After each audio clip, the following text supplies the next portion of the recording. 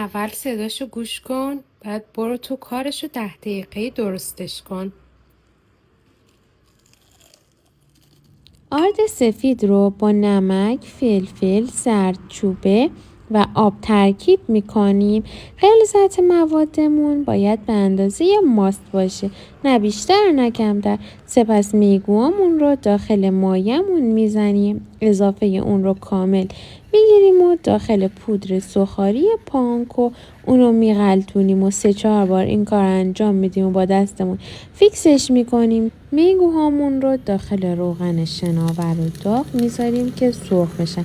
زمان پخت میگوهامون 3 الی 4 دقیقه هستش. بیشتر از اون نباید پخته بشه که میگوهامون سفت و لاستیکی بشه. من از شام میگو سایز 12 عدد استفاده کردم که شما میتونید این سایز میگو رو از پیج ما تهیه بکنین و این میگو سوخاری خوشمزه رو باش درست کنین.